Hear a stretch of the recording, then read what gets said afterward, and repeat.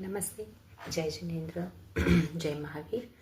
आज हम इन थोकड़ों के सीरीज में छोटा सा थोकड़ा लेकर आई हूँ गुरु भगवंतों पर। साधु भगवंतों की कुछ विशेषताएं हमारे आगमों में बताई है, बस उन्हीं मोतियों को चुन चुन कर लाई हूँ इस थोकड़े के माध्यम से। थोकड़े का नाम है साधु की 5 विशेषताएं। वैसे तो साधु भगवंतों में बहुत सारी विशेषताएं होती है, परंतु इन 5 विशेषताओं को अधिक रूप से माना जाता है। तो वो 5 विशेषताएं कौन सी है? तो सबसे पहली साधु भगवंतों की पहली विशेषता होती है कि साधु भगवंत चंद्रमा के समान शीतल होते हैं, है ना।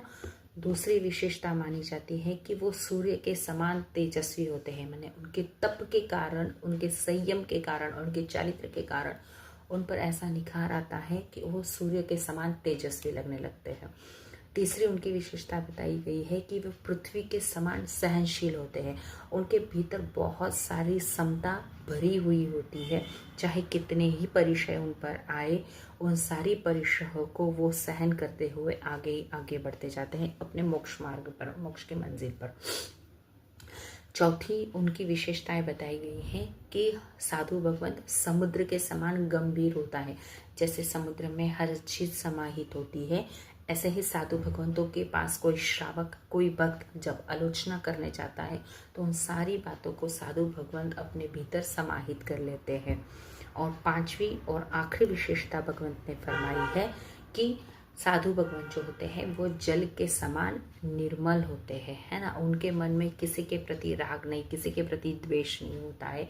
वो तो एक बहती नदी के समान होते हैं कि बस ज्ञान लुटाना है, लुटाना है, लुटाना है।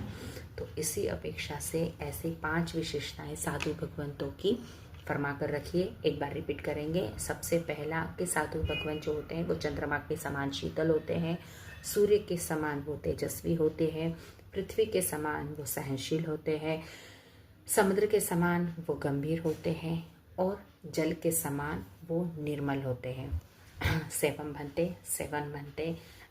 आशा करती हूँ आप सभी को थोकड़ों की ये सीरीज़ बहुत अच्छी लगती होंगी, तो इसे सब्सक्राइब कीजिए, लाइक्स कीजिए और लोगों तक इन सभी थोकड़ों को पहुँचाइए। जय जिनेन्द्र, जय महावीर सभी को।